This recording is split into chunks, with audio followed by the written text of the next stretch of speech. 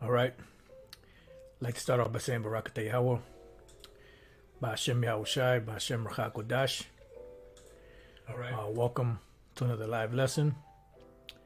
The name of this one is Circumcision and Uncircumcision. And this is pretty much based off of a question that a brother had asked on the comment board. So Lord's will can get into it and make the lesson to be edifying. But want to make a quick comment real quick before I actually get into the lesson. As you see before you, there's a lesson that the Spirit had me do earlier. There should be mockers in the last time. Well, there was a brother on the comment board that asked a question, and I perceived this question wrong, and I answered him, the way I answered him, because I perceived the question that he asked me wrong. He said, "Shalom, brother, who are the seven heads?" And I didn't really pay attention to what video it was, so I'm thinking he's talking about the top seven back in the days from the old school. At One West, that was the first thing that came to mind. And I told him that goes back to the days of the school in Harlem. You wouldn't know who they were. So he comes back and say, "Oh, okay, I get it. So we wouldn't know who the seven heads are." He says, or do you know? My apologies, brother. I just want understanding. So I told him, it doesn't concern you, bro. Don't worry about it. Because the whole time I'm going back and forth with the brother, I'm thinking that he's trying to inquire about the seven heads, which I told him he wouldn't know who they are.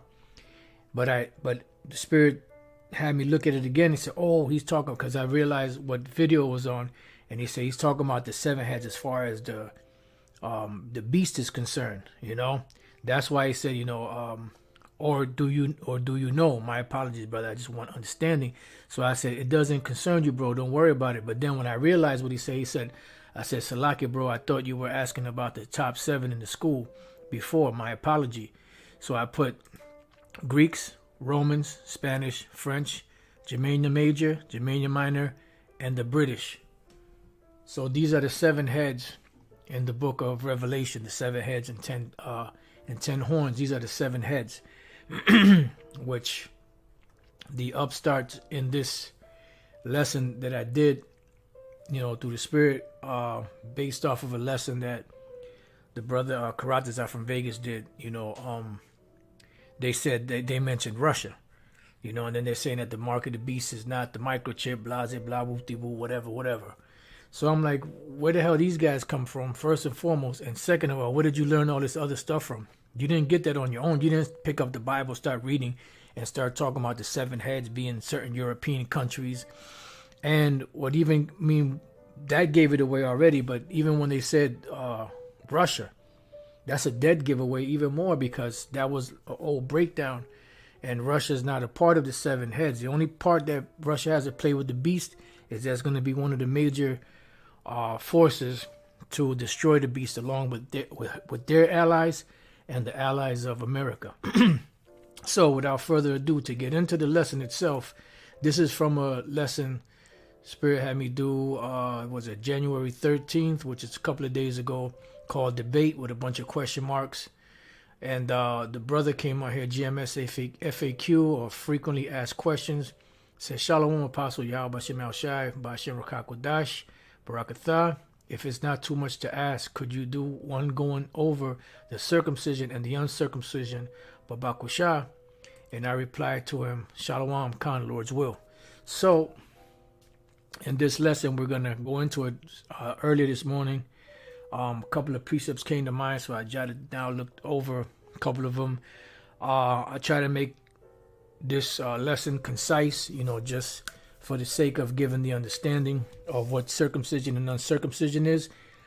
Circumcision, you could use it twofold, meaning circumcision is actually getting circumcised, taking the foreskin on the penis the 8th day of when the baby's born and circumcising it. And also circumcision represents those that had the law.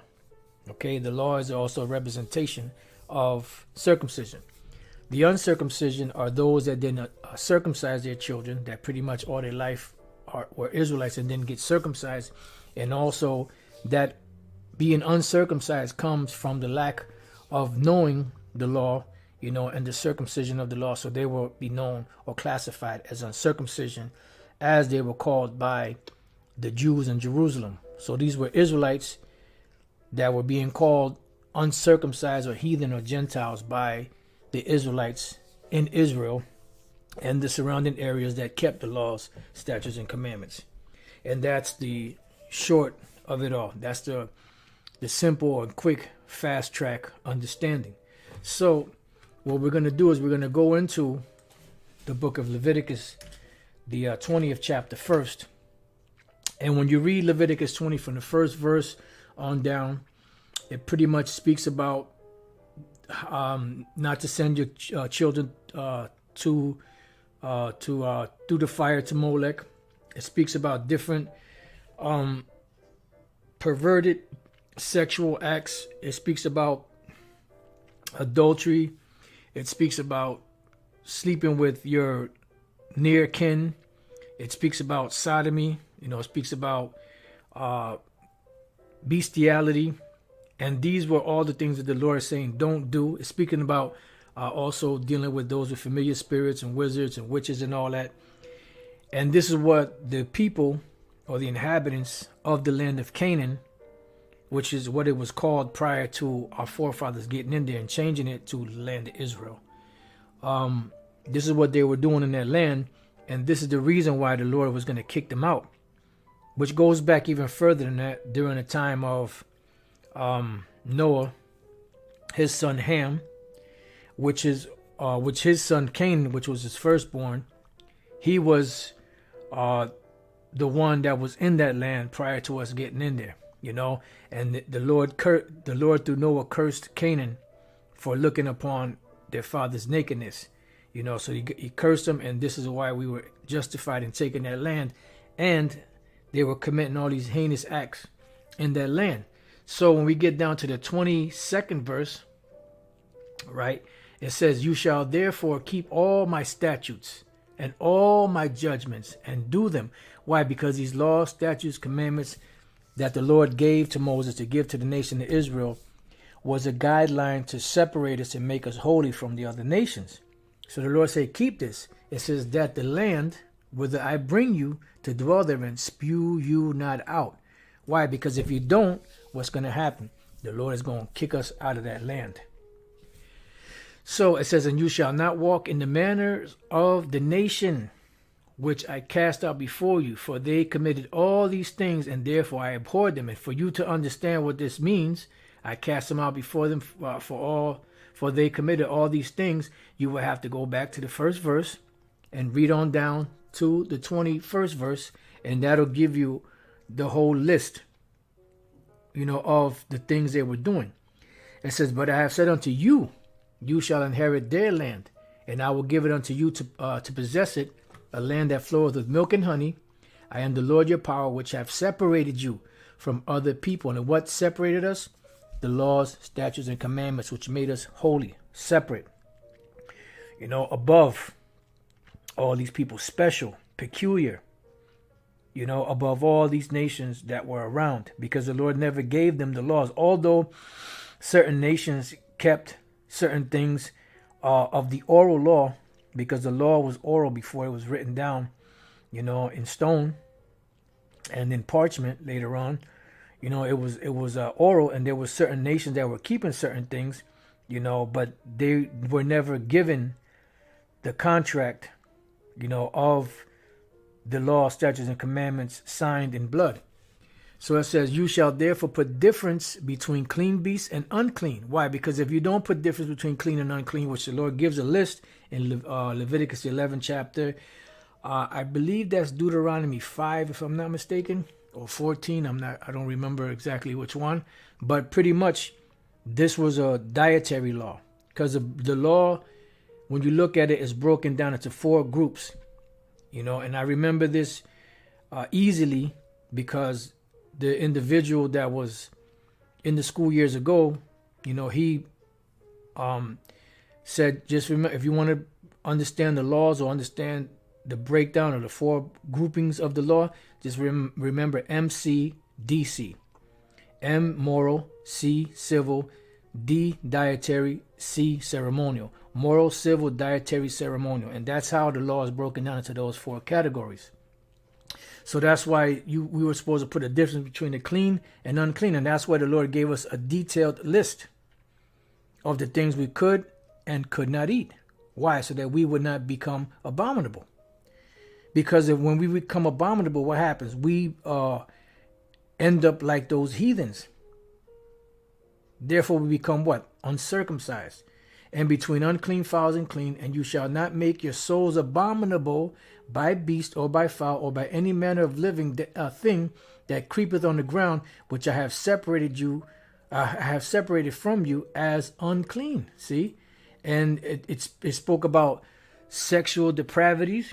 It spoke about, not bowing down to idols, not sacrificing your children to Molech, not eating certain abominable foods, because all these things would make us to become uncircumcised. And you shall be holy unto me, for I, the Lord, am holy, and have severed you from other people, that you should be mine. All right? So with that understanding, moving on to the next precept in Deuteronomy, the 28th chapter, these were curses that came upon us. Deuteronomy 28 and 63, right? It says, and it shall come to pass that as the Lord rejoiced over you to do you good and to multiply you, so the Lord will rejoice over you to destroy you and to bring you to naught, and you shall be plucked from off the land whither thou goest to possess it, if we didn't do what? If we didn't keep his laws, statutes, and commandments. And the Lord shall scatter thee among all people from the one end of the earth even unto the other. And what happens when we get scattered among them? Just like the Lord said, make sure, take heed that you don't do according to the manners of these nations. And it says, and there, in wherever you spread out, wherever you're at among these nations around the world, thou shalt serve other gods, which neither thou nor thy fathers have known, even wood and stone. Because it tells us in Deuteronomy, the 32nd chapter, that any new god comes up, Jake is there worshiping him. It says the other nations do not change their gods, but Jake changes their power for every other thing out there that is not beneficial. And this is where the uncircumcision came into play, from being circumcised. So now let's go from there to the book of Hosea, the 1st chapter, and we're going to start at the 6th verse. It says, and she, meaning Hosea's wife, which was a harlot, for those of you that have a problem with harlots, and she conceived again and bare a daughter, and the Most High said unto Hosea, call her name Leruhamah, which the word Leruhamah is La'ah-Rachamah, if I'm not mistaken, which is Rachamah, or is a feminine way of saying Racham, which means mercy. La'ah-Rachamah, not mercy, or not having obtained mercy. For I will no more have mercy upon the house of Israel, but I will utterly take them away. See, and the first of the kingdoms to fall to these nations, and that those curses in Deuteronomy 28 fell upon, was the kingdom of Israel, the northern kingdom, that fell to the Assyrians. All right?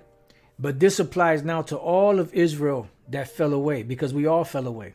Even the Apostle Paul quoted Psalms that none doeth good, no, not one. It says, but I will have mercy upon the house of Judah. And this is one of the reasons why the Jews in Jerusalem, which primarily comprised of Judah, Benjamin, and Levi, and some of the sprinkle of the other tribes that stayed, were considered to be separated from the other Israelites that fell away and started committing abominations. Because of scriptures like this, scriptures in the book of 2 Kings 17, where it says only the tribe of Judah remained, but eventually Judah fell also. All right. So it says, but I will have mercy upon the house of Judah and will save them by the Lord their power, and will not save them by bow, nor by sword, nor by battle, by horses, nor by horsemen, because eventually we all fell. And the Lord had to come back and deliver us, right? So it says, now when she had weaned the Ruhamah, she conceived and bare a son. Then said the Most High, call his name Lo Ami, which the word or the name Lo Ami, La'a Aim Yah, means not my people. For you are not my people, and I will not be your power. So if we were not the people of the Lord, what did we become? We became heathens, because the Lord stripped us of the very thing that he gave us to separate us from these nations. So he kicked us out, put the curses upon us. And what did we do? Wandering from hill to mountain, from one government to another government, from one nation to another nation. And we were doing what? Worshipping their idols. So it says, yet the number of the children of Israel shall be as the sand of the sea, which cannot be measured nor numbered. And it shall come to pass that in the place where it was said unto them, you are not my people, there shall be said unto them, you are the sons of the living power. Why? Because the Most High made an oath, a promise and an oath to Abraham, that he would set up his seed after him. So the Most High is a keeper of his word. So the Lord had mercy on the whole nation eventually. And this is why Yahushua came on the scene, to take away that sin that was there, that was embedded, that nothing else could take away but the precious blood of Yahushua. All right, so now let's go from there. Let's go to the book of Habakkuk. So when you go back into the history of the division of the kingdom of Israel, you'll start to get a little bit more understanding as to why the Jews or the southern kingdom put a distinction or a wall, so to speak, between themselves and the other Israelites. Because we got to remember, they understood the history. It's not like today. When you open up the Bible, these plantation Christians open up the Bible, they see that the Gentiles can be saved, or the Greeks, they're automatically thinking about Esau and other nations. It wasn't like that in the past. Our forefathers, they knew the history. They were keen to the history.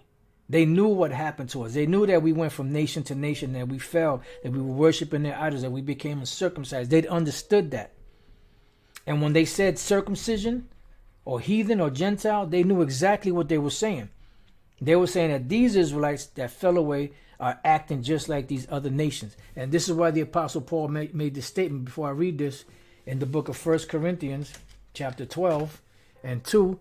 It says, you know that you were Gentiles, past tense, carried away unto these dumb idols, even as you were led, because this is what made you uncircumcised, by following after these other gods that are not gods. Okay? So going back to Habakkuk 1 and 5, behold ye among the heathen, and regard, and wonder marvelously.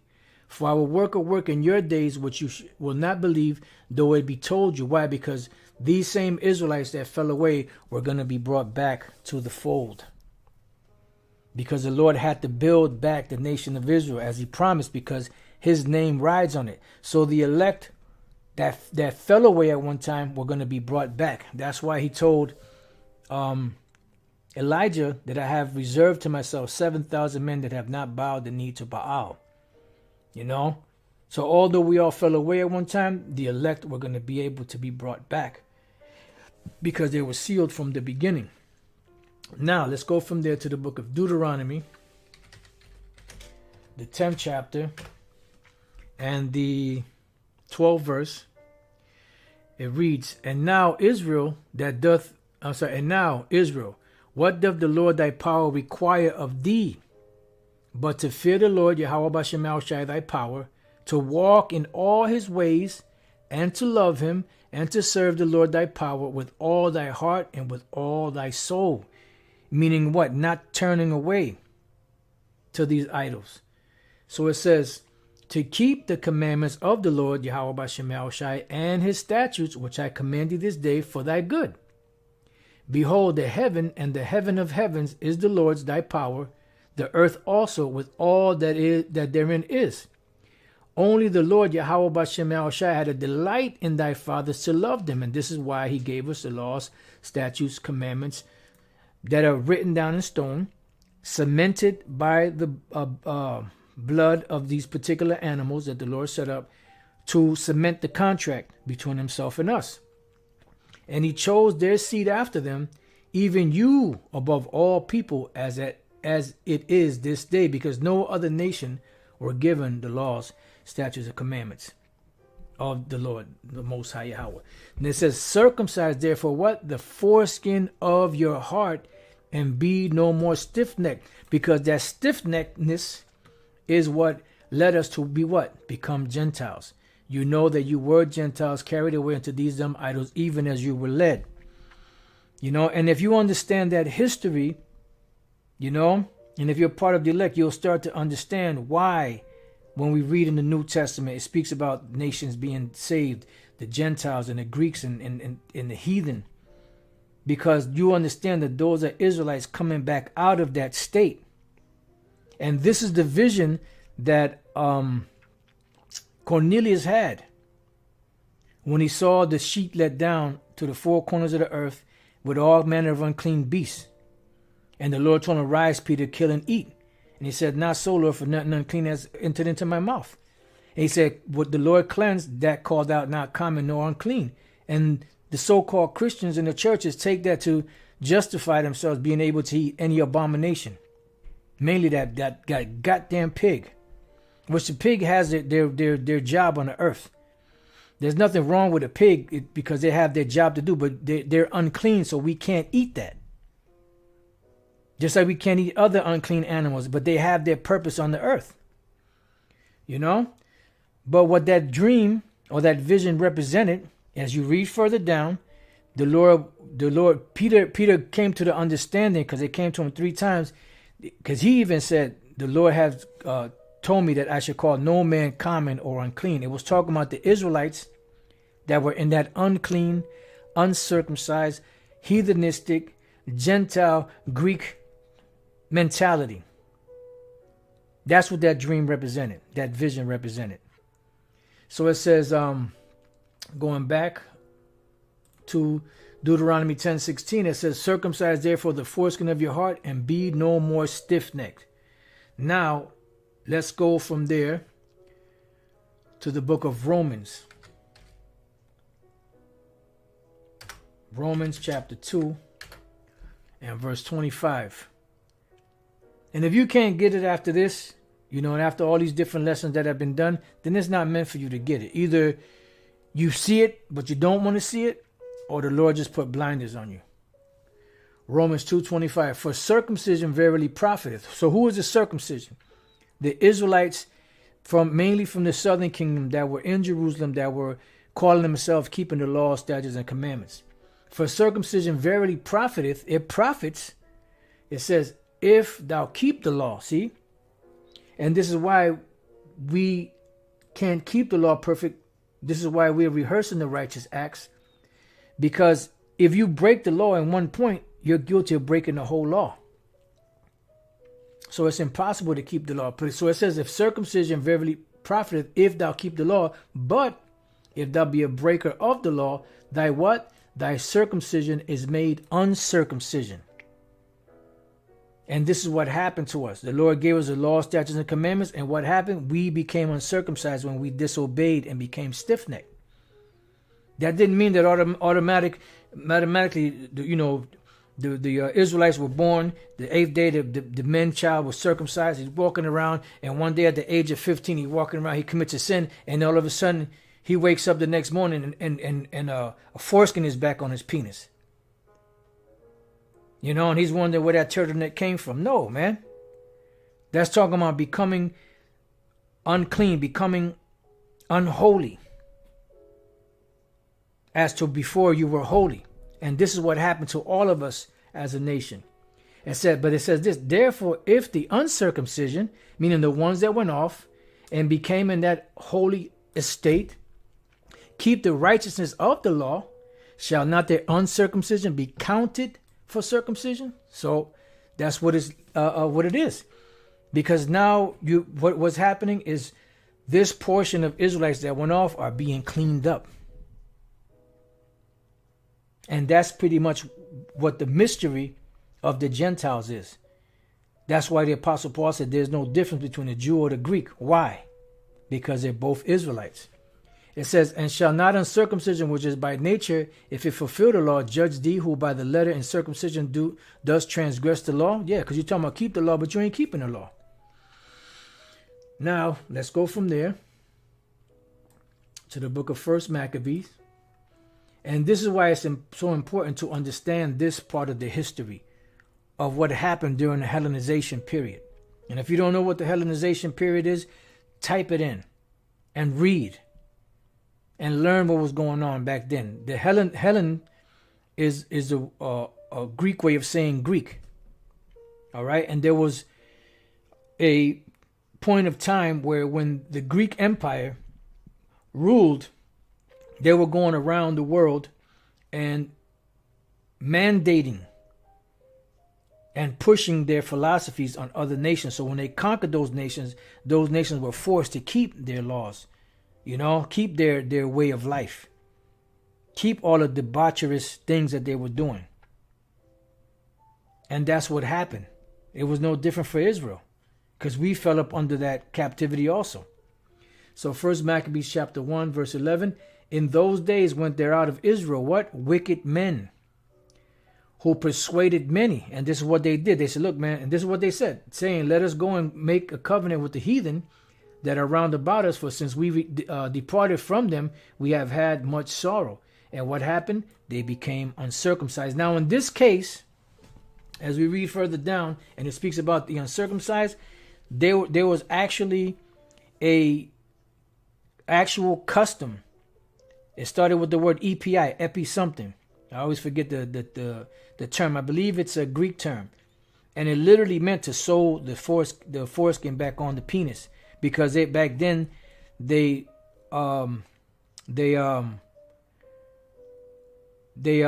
in the gymnasiums buck naked, and the actual heathen would know, no, you're a Jew because you're circumcised, so they actually did that. But when you look at it spiritually also, the Israelites became uncircumcised, as we read in the book of Romans, the 2nd chapter.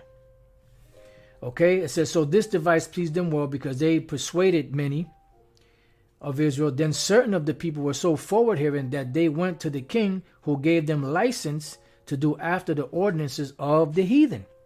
See, they were doing everything that these heathen were doing, exercising butt naked, eating pork, putting tattoos on them, shaving their beards off, worshiping their idols, going through their rituals.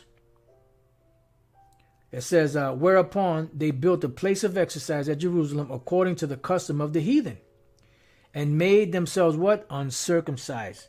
So this is twofold. But this was speaking about them actually sewing the foreskin back on their penis. But they also became uncircumcised, as we read the Apostle Paul said, that you were Gentiles, carried away unto these dumb idols, even as you were led. It says, and forsook the holy covenant, and joined themselves to the heathen, and were sold to do mischief. And what happened? Their circumcised hearts became uncircumcised. They were no longer calling themselves Jews. They were no longer giving themselves Hebrew names. They were no longer circumcising their children. They were calling themselves by Greek names. They started learning the Greek language, the Greek tongue, adopted the customs. And in the process of time, what do you think is going to happen after a period of time? You're going to forget. Just like we forgot, the great forgetting.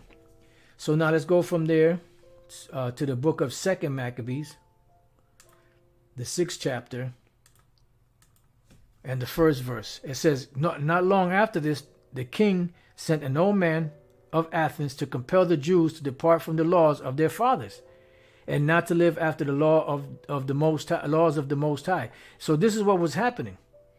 That Hellenization was going down. They would send certain officers to make sure that the people that they conquered were doing according to the business of the Greeks, and they even had other Israelites that were helping doing this. So it says, and to pollute also the temple in Jerusalem, and to call it the temple of Jupiter Olympius, and that in garrison of Jupiter, the defender of strangers, as they did desire that dwelt in the place. The coming in of this mischief was sore and grievous to the people. For the temple was filled with riot and reveling by the Gentiles. This talking about the actual Gentiles, the actual nations, who dallied with harlots and had to do with women within the court of the holy places. And besides that, brought in things that were not lawful. So they were doing this in the Lord's sanctuary. The altar also was filled with profane things which the law forbiddeth. Neither was it lawful for a man to keep Sabbath days or ancient feasts, or to profess himself at all to be a Jew. So if you couldn't call yourself a Jew, what were you calling yourself? A heathen, a Greek. This is why the Apostle Paul said there is no difference between a Jew and the Greek. Why? Because they are all Israelites. So it says, and in the day of the king's birth, every month, they were brought by bitter constraint to eat of the sacrifices. And when the fast of Bacchus was kept, the Jews were compelled to go in procession to Bacchus carrying ivy. So what were they doing? They were just going totally off. Moreover, there went out a decree to the neighbor cities of the heathen by the suggestion of Ptolemy against the Jews, that they should observe the same fashions and be partakers of their sacrifices. So this thing was spreading. It says, and whoso would not conform themselves to the manners of the Gentiles should what? Should be put to death. Then might a man have seen the present misery. So like it for a minute.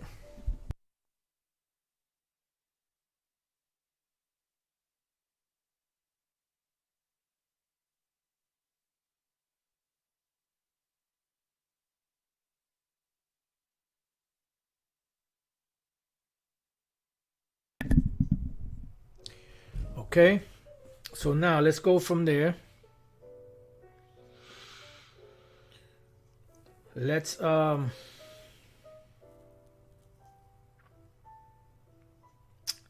to Romans. Just building on the thing about the circumcision. Romans chapter, not 1, Salakia. Romans chapter 3 and 1. It says, what advantage then hath the Jew, or what profit is there of circumcision?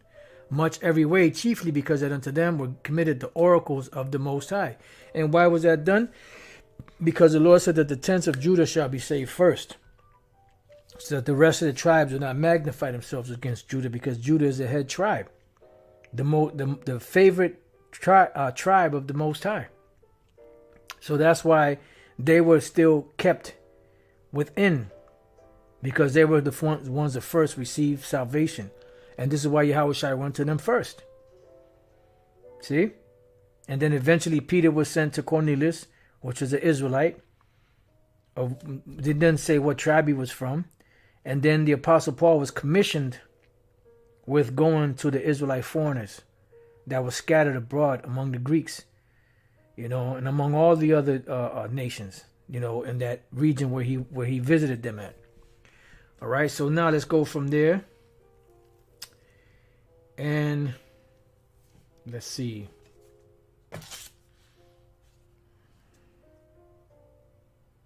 Let's go to Ephesians chapter 2. So these the same that were circumcised, the same circumcision, this is what they said. This is Ephesians chapter 2, verse 11.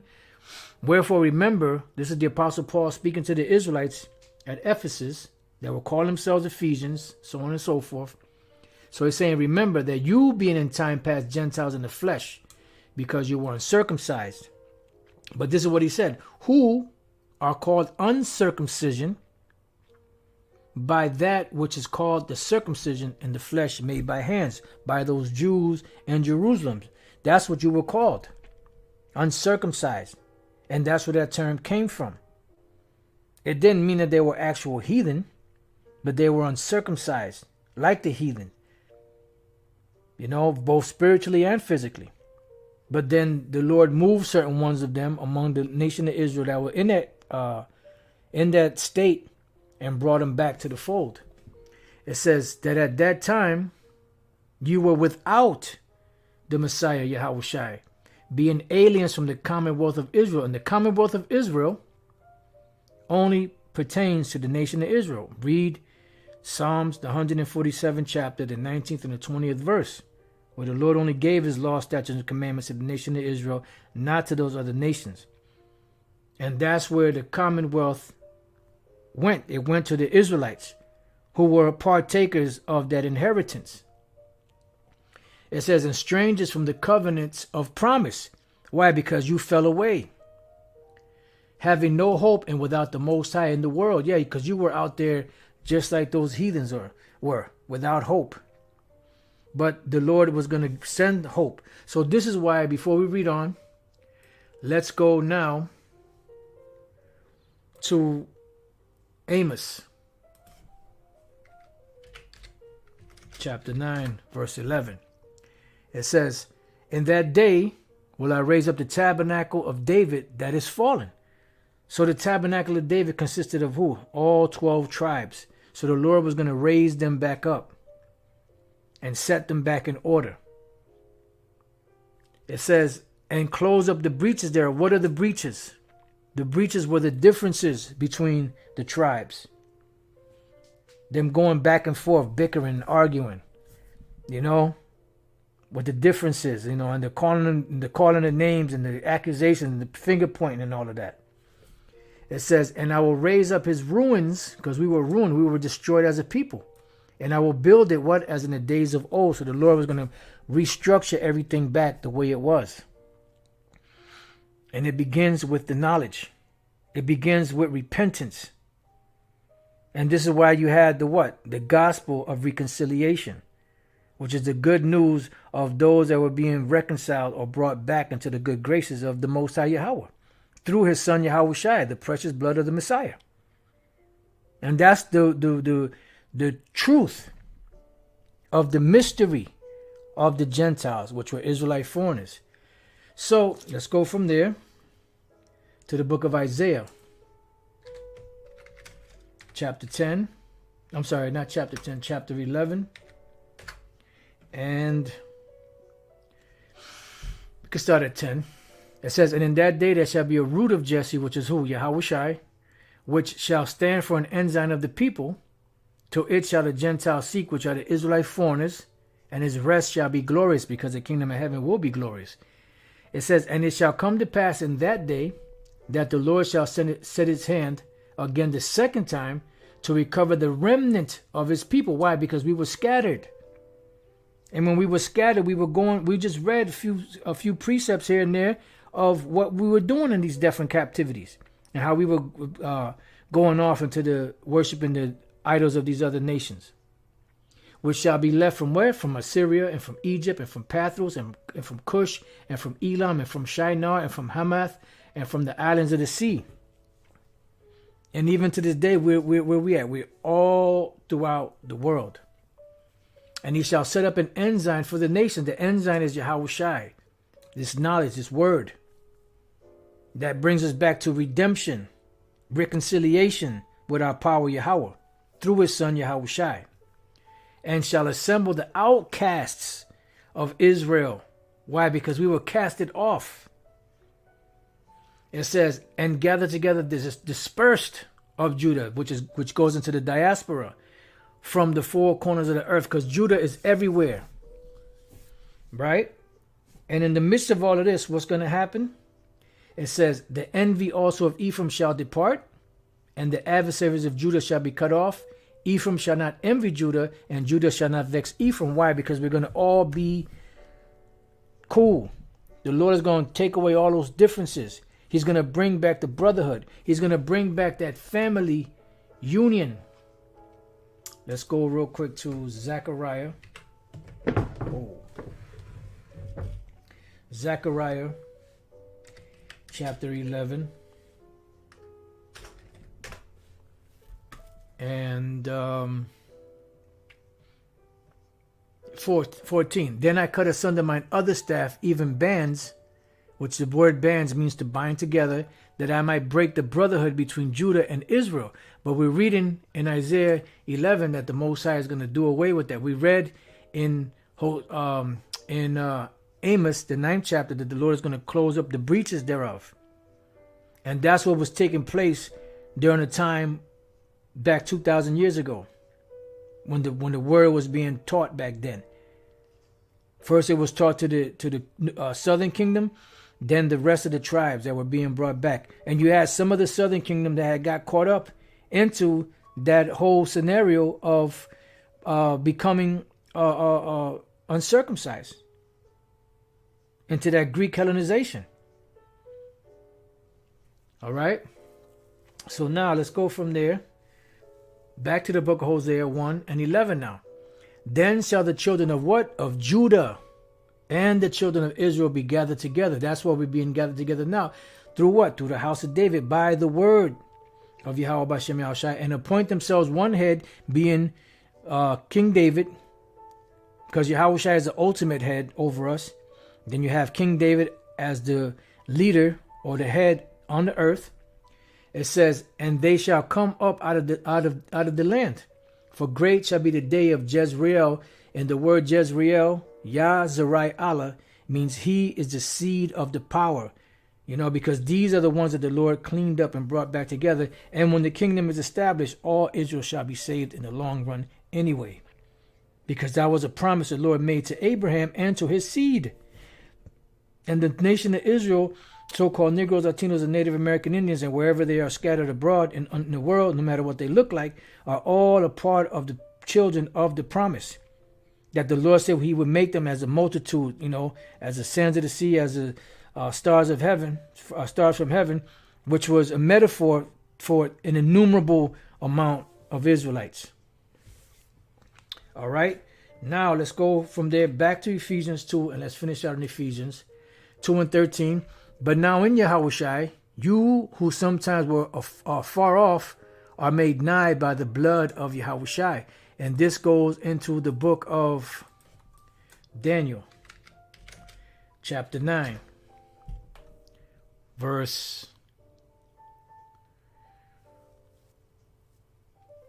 7. O Lord, righteousness belong unto thee, but unto us confusion of faces, as at this day, to the men of Judah and to the inhabitants of Jerusalem, and unto all Israel, listen good, that are near and that are far off through all the countries whither thou hast driven them, because of their trespass that they have trespassed against thee. So to those that are near in Jerusalem, surrounding areas, and what? That are far off.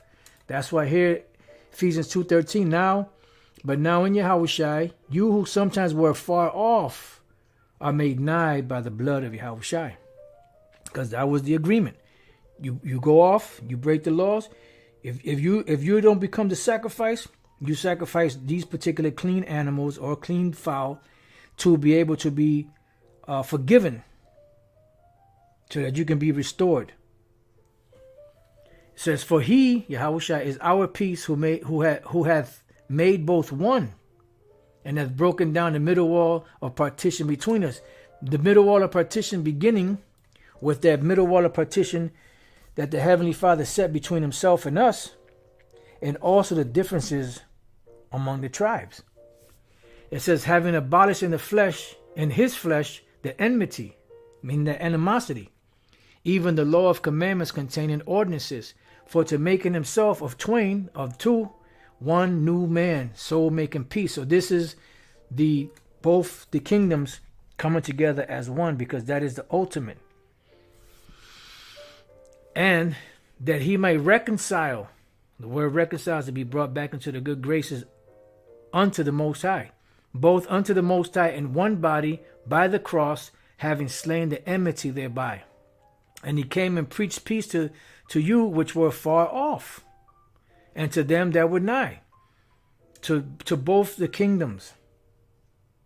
We just read in Daniel, the 9th chapter, that this was talking about the ones that were near and the ones that were far off among the nations, which were Israelites.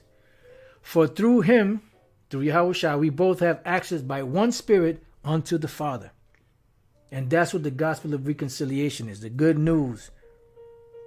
That's what it pertains to. It says, now therefore you are no more strangers and foreigners, but fellow citizens with the saints and of the household of the Most High. Why? Because you are Israelites. And now you're being brought back into the good graces. You're able to partake of that commonwealth once again. It says, and are built upon the foundation of the apostles and prophets, Yahushua himself being the chief cornerstone, because that message that was given by Yahushua to his disciples, who later became apostles, was spread abroad to reconcile the Israelites that knew they were Israelites and the Israelites that didn't know that they were Israelites, that were a part of the elect at that time. In whom all the building fitly framed together groweth unto an holy temple in the Lord, in whom ye also are builded together for an habitation of the power through the Spirit. And this is why the Lord is able to work with the men, to inspire them through the Spirit of Yahweh Bashem Yahushua Bashem Rachakodash to teach this word, to teach that reconciliation. And that's the only reason we have this, because the Lord had mercy upon us. You see? So with that, there's many different directions, you can go with this lesson. Brothers have done many different lessons on the circumcision, the uncircumcision, and that whole history. This is one avenue, but there's so many, because there's so many scriptures on it, So with that, I pray that the brother's question was answered here, GMS FAQ. And I pray that you brothers in the comment board, and sisters have been edified. And to the next time I say, Shalom.